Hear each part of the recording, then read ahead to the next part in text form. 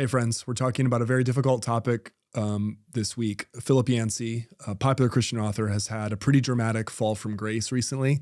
I'm going to talk with a friend and theologian about it, about how we can think about it in a complex way that holds both mercy and grace and sympathy on the one hand, but also justice and judgment in tension on the other hand.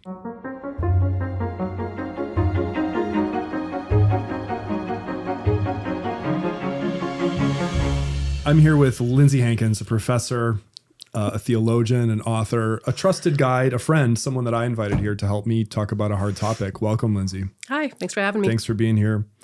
Philip Yancey, 76 years old, is one of the most beloved and popular Christian authors of the past 40 plus years. I mean, titles many people would recognize. Where is God When It Hurts? Already in 1977, before I was born.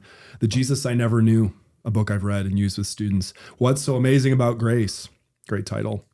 He wrote a letter to Christianity Today, with which he is affiliated and a frequent author, just very recently, a few days ago, admitting to an 8.5-year affair with a married woman. And he has been married to his wife for 55.5 years. And he has retired from all public ministry, stated in his letter that he is disqualified from ministry. And this has caused a lot of grief in the Christian world. I take it that you have heard about this. I know you have. What was your reaction when you heard this and when you saw this kind of blowing up online? You know, on one hand, sadly, probably very little reaction. Yeah. One, felt sadness. To be frank, he just wasn't a huge influence in my life. But part of the reason I didn't have a massive reaction is that I think it's not news in the sense that I've heard this, unfortunately, right? Unfortunately, we see a lot of our heroes fall too regularly, right? And so there is a lot of sadness. I didn't feel that personally, but there is a sadness of, I think it's just harder and harder to find folks who've got slates that are clean enough to make it through to the end. Wow. I saw a lot on social media. Like once you click on something, this is the thing about YouTube, Facebook, whatever. Now once they know you're interested. Oh, you're interested in that? More of that. So also hear those wool socks you liked. Yep. And they're giving me this stuff. And so I guess I indulged a little bit in the opportunity just to see what people are saying. And I saw many people were unsympathetic toward Philip Yancey. Some were grateful for his work and reminding us to have the kind of grace that he wrote about.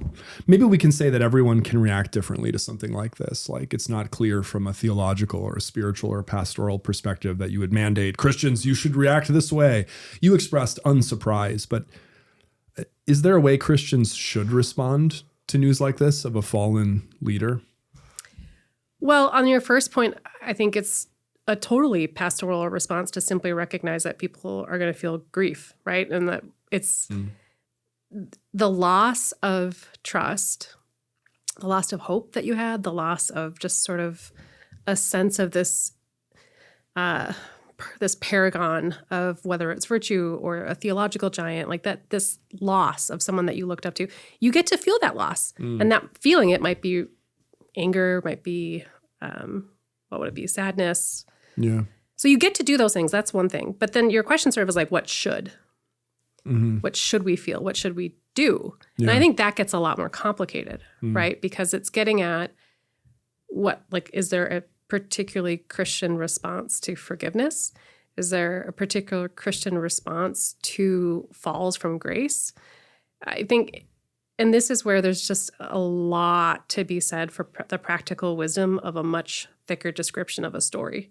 Right. So how we're going to deal with Philip Yancey's fall is going to be different than how we should deal with, for instance, Yoder's fall from grace in Christian ethics years before. That we can't make simple moral equivalencies between these dramatic falls from grace. The stories actually matter. Like the details actually matter in terms of like what the next steps are. Yeah, to that point of the details matter in this long history that Christians have faced of these kind of falls, I was making a kind of morbid list, not to just rehash stuff, but I was thinking like, what have we witnessed? Like Karl Barth had this complex situation with a mistress. Aimee Semple McPherson debated, but had a disappearance that many interpreted as an affair that she ran away to do. She was the founder of the Foursquare denomination.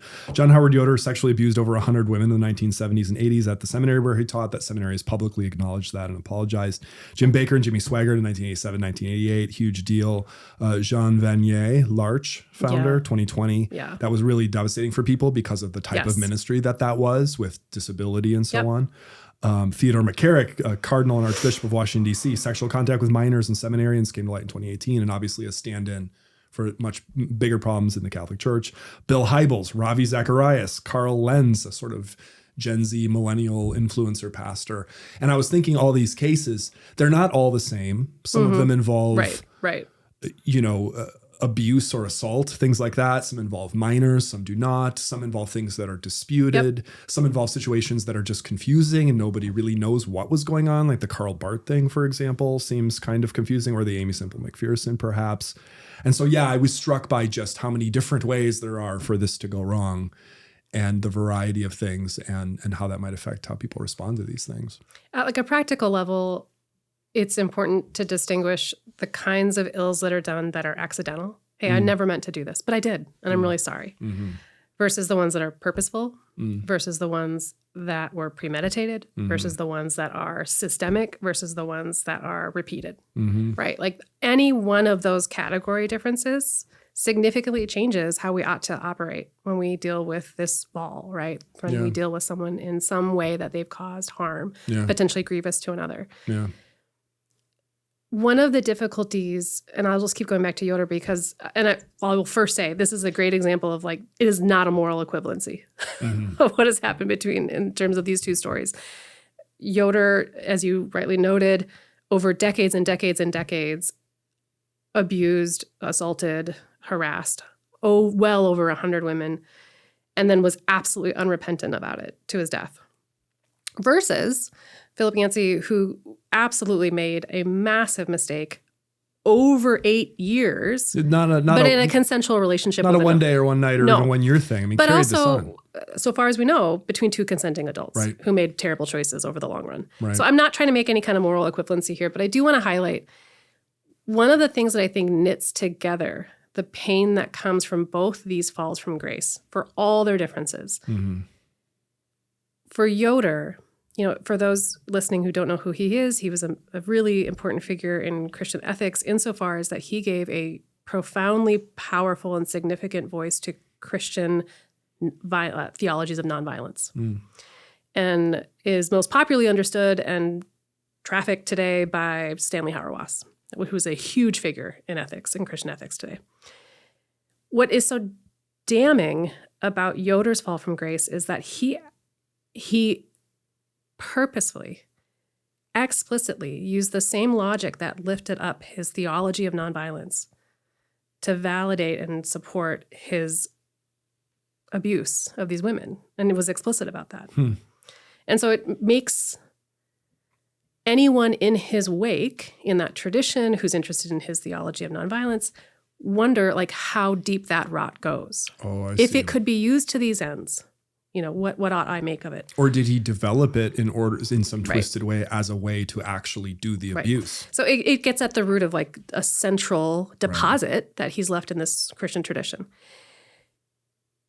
For Yancey, he is winsomely, over decades, presenting to us a gospel of profound grace, right?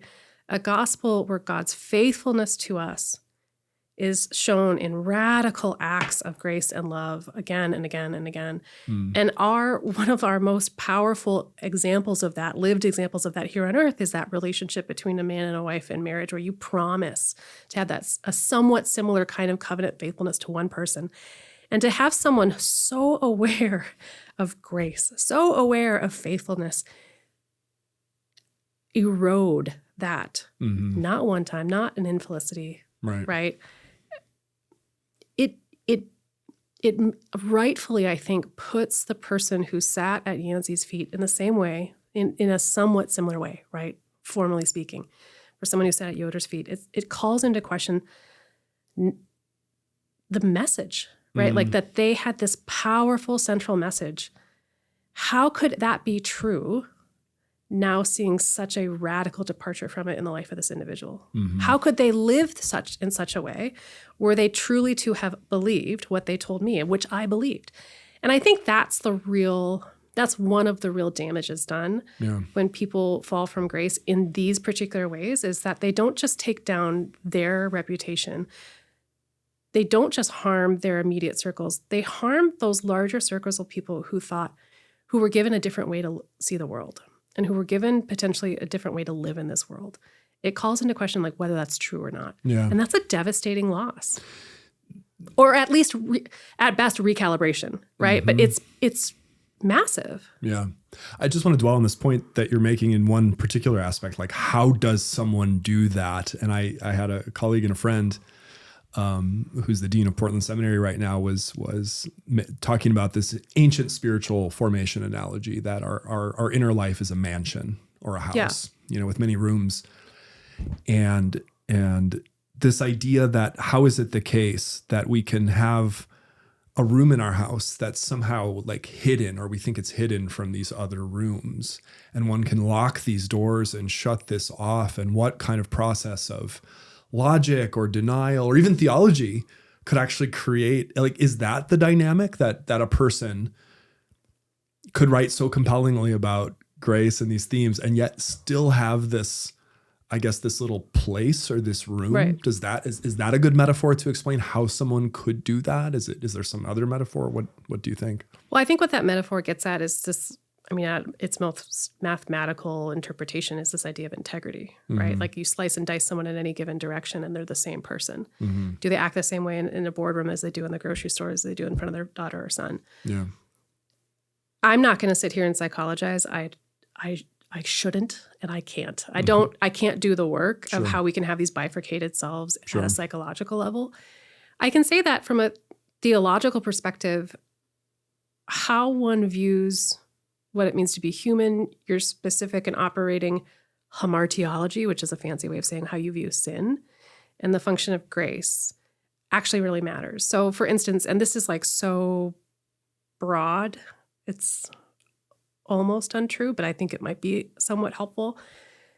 One massive distinction between Protestant and, for instance, Roman Catholic traditions in general, so I'm actually generalizing here quite a bit, but one really big difference would be basic conceptions of how sin works upon what it means to be human.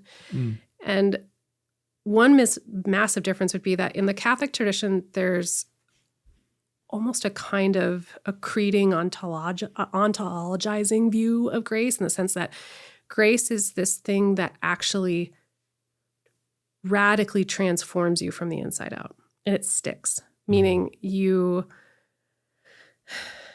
don't just simply act courageous, you become courageous, right? Like that you can, it's a character change, right?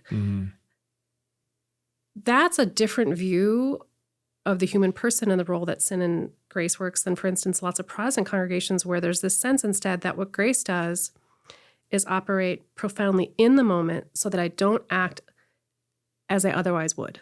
Right. So grace shows up. Otherwise, left alone without grace, I might as well be a serial killer. My person, in other words, my person inside really, hasn't been changed. I haven't developed into a different kind of person. I'm just that old person, but I'm being like saved every minute. Constantly, truly. And the comfort there, right, is that God doesn't leave us. God won't abandon us. Right. And yet there is this sense of like, well, yeah, all but for grace, I would do the same. Yeah. Versus this sense of like, no. Yeah.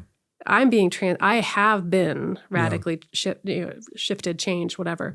Are you bringing up these two because you think there's something kind of like beautiful about and true about both of them? Or do you think one of these has a better attachment to what's right or real in terms of thinking about a situation like I have my own opinions, but simply to say that I think part of the difficulty for people to reconcile falls from grace in this sense with what they knew of the person's character or what they knew of the person's output. Is that they have an operative view of what should have transpired. Oh, well, great. Yancey, having written about this for so long, should have been an expert. I see. Right? That to be able to have those insights would have meant that he would have had to have believed them too. And I think we're complicated people. Yeah, right? totally. Like, I think it's entirely possible.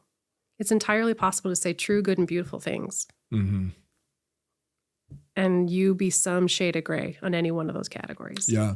And I think too, this is, I mean, even just in a basic way, to see a fall from grace from a Christian hero, it felt, to me at least when I heard it, like sort of an invitation to ask God into those places in my own heart and life, where maybe I've, hadn't let the Lord in, or, we like to say, oh, just pray anything. You can say anything to God. God knows it all anyway, and yet there are these places. I was walking my dog, just taking this inventory of my life, thinking, like, just kind of going through issues like, yeah, I know that God knows about this in my life, but like, to what extent have I like actively invited through prayer, Well, it could be little things, even, little things that turn into big things. And hopefully it's at least an invitation for any of us to, to examine and to see the kind of hard things that are possible in that gray area, in that mystery that we all are. I'm teaching a class on doctrine right now, and we're in the thick of Christology. And one of the claims I'll make in that class is that there's a perfect parity, there's a perfect identity between who Christ is and what Christ did. Right? So Christ is truth. Everything he says is true. God is love in Christ. Everything Jesus does shows love. Yeah. It makes sense that perfect parity, that perfect integrity across identity and act for Christ is imperfectly lived out on our side of things. Mm-hmm. I am not Christ. This is not his return, and I have not been fully redeemed. Mm-hmm. And so a profound sense of disconnect in the examined Christian life is to figure out exactly, like, I say that I am, and I believe that I am this person, and yet, right? Like, hey, I know that God loves me, and yet, like, there's so many ways that the searched life, the examined life, will give you a profound vantage on that disconnect between identity and act. And it's complicated, right? Because then we have these passages in Scripture where Jesus he doesn't mince words, right? Where like a good tree produces good fruit. Yeah. Bad tree produces bad fruit. That kind of sounds like the Catholic theology in a way. And it gets at simply like this sense that, well, shouldn't I be done with this stuff? Shouldn't grace have worked? Oh, I've felt that way as a person trying to be a Christian for many years. I felt that way. Why am I still like this? Mm-hmm. Yeah. That's a hard one. I was once in a prayer context in which, we were invited, as part of this liturgy to like, investigate these rooms in your soul and invite God in. Are there any rooms where you haven't invited God in? And there are like islands. There are islands in my... Somebody said, I'm trying to think if there are any rooms that I have invited God into. Honestly. Like, have I, And so I think that kind of critical look inside feels really necessary too. And honestly, this is like a mark... I have been told this so many times I have to stop asking, but what is that phenomena where people, something Kruger effect. Dunning-Kruger, yeah. Right. The more you know about something, the more you realize you don't know. Sure. I do think there is this mark of Christian... Well, I think it's the more you know, the more you think you know, and the less you actually seek true answers, and you just get wrapped in this like echo chamber. I think it's the opposite. Okay, well, someone fact check this. Something's true. Okay, my understanding, we'll put a link down below to Dunning-Kruger. My understanding of this is that those who know the least about a subject tend to, on average, inflate their knowledge of it. Oh, sure. And that those who are experts in that field are the first to be able to be like, I've just scratched the surface. Sure. And to me, that makes a lot of sense in just the way I live my life in general, which is to say, like, maturity for me is this like reckoning with, man, I really would have said I was a pretty good person. I don't go around like clubbing baby seals. And yet you start opening those doors in your heart, in your soul. Mm-hmm. And you start to realize like there is a lot of ugly stuff that would just be way more convenient to not deal with. Yeah.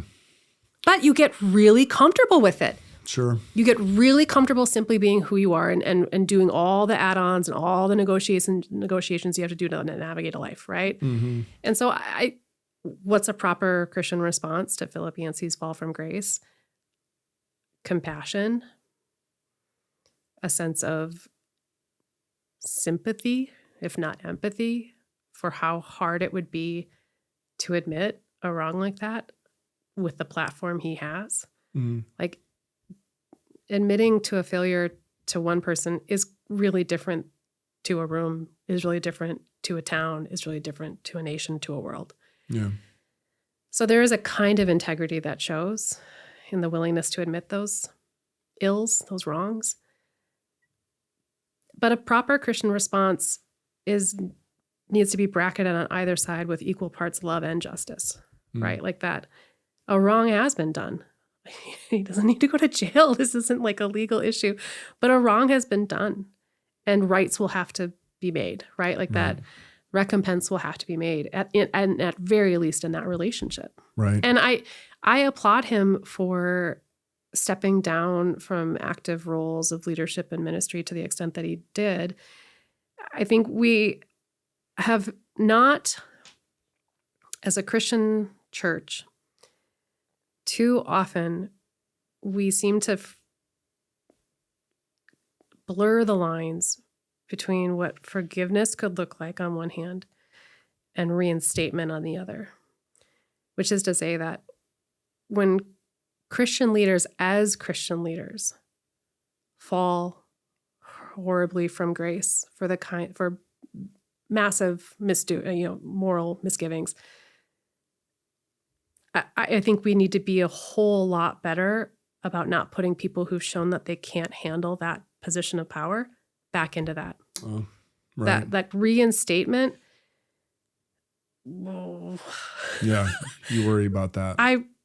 Yes. I mean, we just can't keep putting people back in a position where they can harm others as they've shown us they're willing and able to do. And that isn't saying that we're not a place of forgiveness and hope for any kinds of transformation of any one of God's children. It's to say, like, great, then this is not how you'll serve the church. Right. For your sake, but absolutely for everyone else's. Right.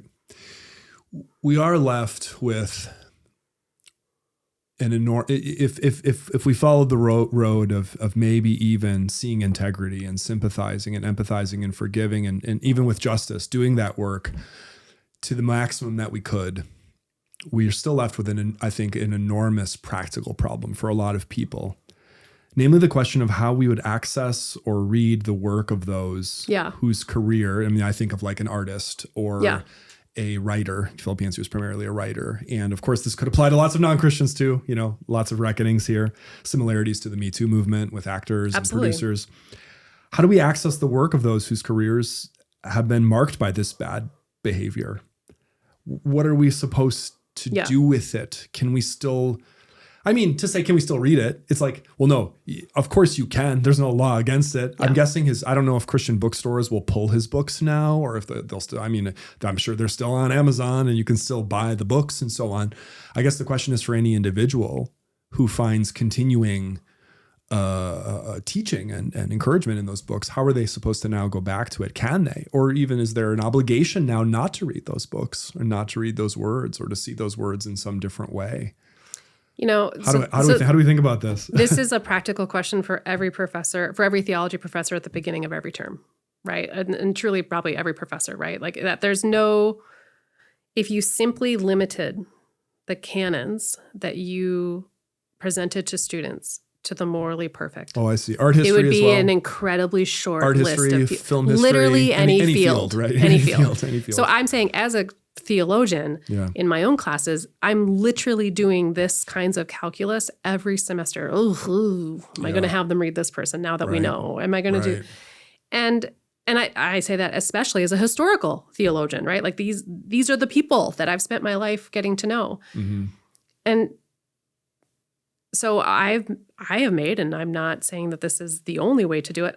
When I teach ethics, I don't teach Yoder because I find such a profoundly disturbing connection between how his logic for Christian nonviolence was put to the ends that he put them to. And I just think we have other voices that do that better and that don't have that tainted history. Can I tell you a strange confession? Then you go on. I taught a class on Christian ethics, and long time ago, and I think it was after the revelations had come to light. It was 2015 when those came out. I think it was I think it was it was right after. I think it was right after or right before. And I didn't know anything about this. Yeah. Never heard of it. I wasn't in these worlds or yeah. anything, but I could never assign the book. You didn't read the Mennonite Quarterly Review? I could. You right. were like a subscriber right then? No, I mean, but did get that. I could never use it now though, clearly. So.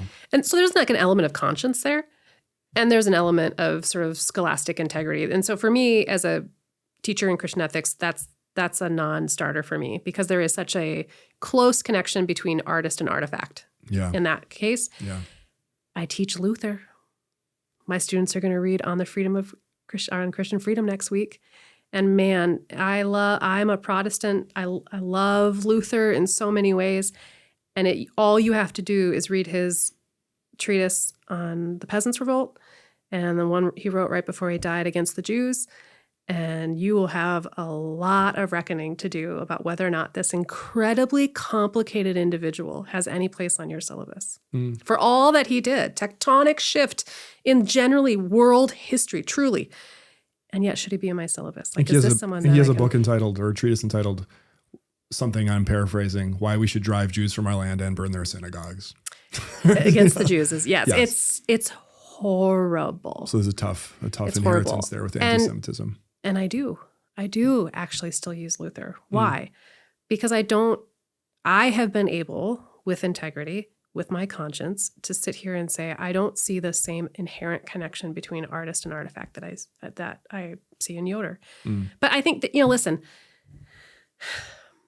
just because a mathematician is horrible, do we not believe that 1 + 1 = 2?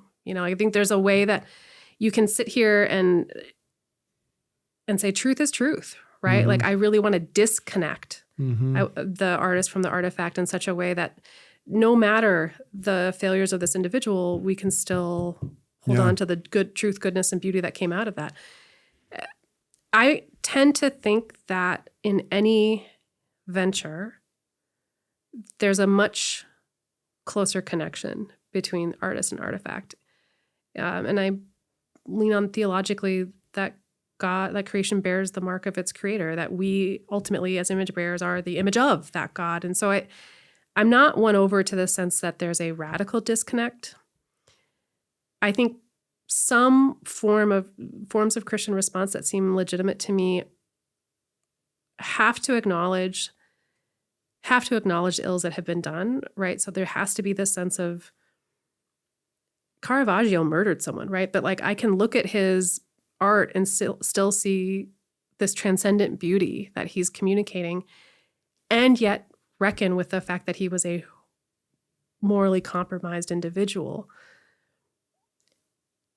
The ways that we hold them accountable need to be simply telling thicker stories, right? Like we give such boilerplate bios of the people that we have our students read. I think it doesn't do them a service when they find out later that this person who meant a lot to them was way more complicated than the very veneer portrait we gave them. Okay, what about Luther though? Let's go to that example because that's a good one. And I've taught Luther before and used Luther and brought up these things. And I found that one thing that's tough with students, I mean, Gen Z right now, they just have this really beautifully like sensitive moral compass. Like they care so much about the world and issues. And it's like right away I say this and I can just see on their faces, they're like, well, why are we reading this? Right. And so, there's a risk that you take too in telling that thick story that you're not even able to get to any element of the story, that it's just like I guess in one way too, to pile up another thing here, I thought a little bit of an analogy, but the way that people have reacted to AI music, AI generated music or AI generated writing or poetry or art with a kind of revulsion. And it almost seems to reveal this idea that when someone reads something, they have a feeling or want to have a feeling, it's innate, it's natural, it's cultivated, I don't know, that they are engaging with a person, with a human personality, with somebody that they trust and want to listen to, or even that sense like when you read a book written by some author that you've never met, you kind of almost develop this image of their voice or what they're like from the book. Maybe that's an example of feeling that sense of connection with a person or a personality.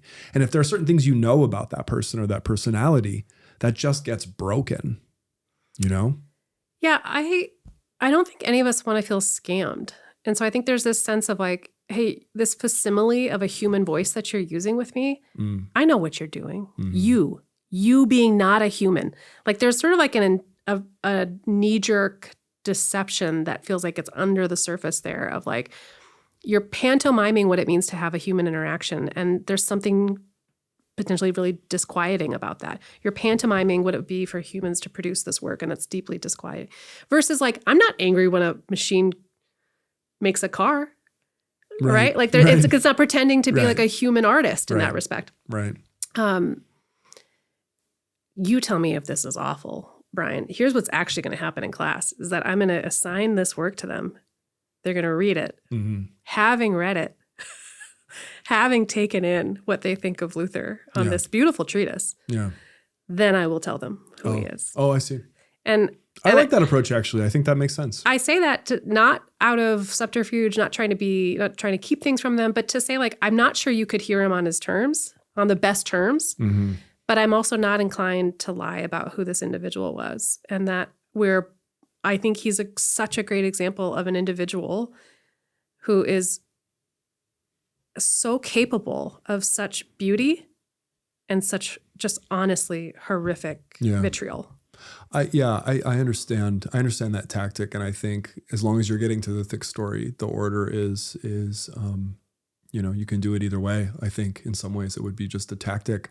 I know that there's so much more that we could say about this, and we have to close this at some point here. I just want to ask you, I don't mean to end on a hard question in particular. But you will. Not that all of this hasn't been hard, but you will. I wonder if you think, I could see a reaction maybe from people outside of communities of faith saying that Christians are uniquely hypocritical about things like this. Like, oh, of course he did. Of course he did. Every priest, every pastor, every writer, they're all doing this kind of stuff. They're this and that. And I wondered, is there something to it? Like, are Christian leaders uniquely susceptible to these kinds of actions, or uniquely susceptible to a certain kind of hypocrisy on issues of sex and power and lies and these kinds of things? Or is it just like, nope, no uniqueness at all, just totally in the mix with everybody else? Christians are not unique in their moral failures. What would make Christians unique, and particularly Christian leaders unique, is committed stances on moral issues that they've been explicit about, that they've held others accountable to because of their position and their power, and have been hypocritical in how they've chosen to live their life in light of that. And that is a maybe uniquely Christian cross to bear in the sense that if you're going to take a difficult moral high ground, do so carefully. My goodness. Book of James, those who presume to teach, listen, be careful, you will be judged. That's on my office door. I don't want to forget. I took it off actually because the student was like, is this a threat? I'm like, no, it's for me. It's I'm the teacher. I'm the teacher here. Like that I am fully aware. I have never forgotten that I'm going to be held accountable to what I'm saying. And that doesn't mean I'm perfect. I'm just saying like that is, I am fully aware of that. And power corrupts. We see that play out. And so Christians aren't more or less moral failures. We are called out to be, and then take the mantle of being those who are called to a different way of life. And it is a unique failure when we don't. Thank you so much for the wisdom that you've brought to this. This is a story that will continue. And as you've already pointed out at the beginning, something we'll no doubt have to face as Christians with our leaders many times throughout our lives. But thank you for bringing a sense of wisdom and also Christian history and theology to this conversation. Thanks for having me. Thank you.